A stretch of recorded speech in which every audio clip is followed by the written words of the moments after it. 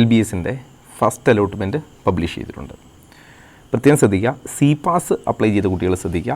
അതായത് LBS വഴി C പാസിനെ ഈ റൗണ്ടിൽ പരിഗണിച്ചിട്ടില്ല. അടുത്ത റൗണ്ടിലെ സി പാസ് പരിഗണിക്കൂ. അതുപോലെ അലോട്ട്മെൻറ്റ് കിട്ടിയ കുട്ടികൾ, അതായത് നിങ്ങളുടെ കാൻഡിഡേറ്റ് പോർട്ടലിൽ കയറി നോക്കുമ്പോൾ അലോട്ട്മെൻറ്റ് കാണിക്കും.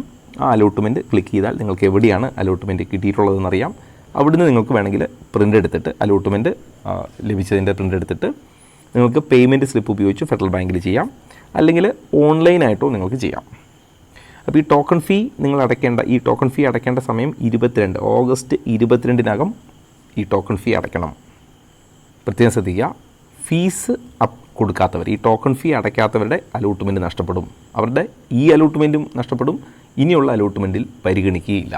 ഇപ്പോൾ നിങ്ങൾക്കൊരു അലോട്ട്മെൻറ്റ് കിട്ടിയിട്ടുണ്ടെങ്കിൽ നിങ്ങളുടെ ആ അലോട്ട്മെൻറ്റ് പോവും. ഫീസ് അടച്ചില്ലെങ്കിൽ അടുത്ത റൗണ്ടുകളിൽ പരിഗണിക്കുകയില്ല.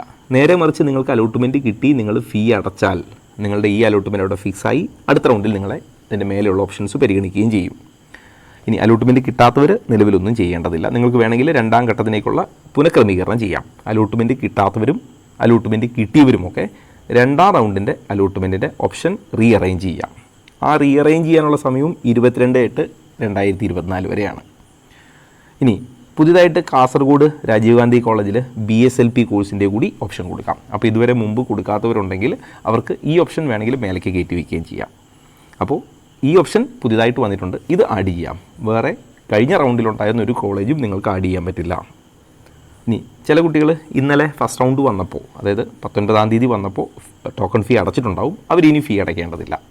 അപ്പോൾ ആദ്യം ഒരു അലോട്ട്മെൻറ്റ് വന്നിരുന്നു, അതിനുശേഷം അത് വിഡ്രോ ചെയ്തു, പിന്നെയും വന്നതാണ്. അപ്പോൾ ആദ്യ റൗണ്ട് വന്നപ്പോൾ ഫീ അടച്ചവർക്ക് ഇനി അടയ്ക്കേണ്ടതില്ല.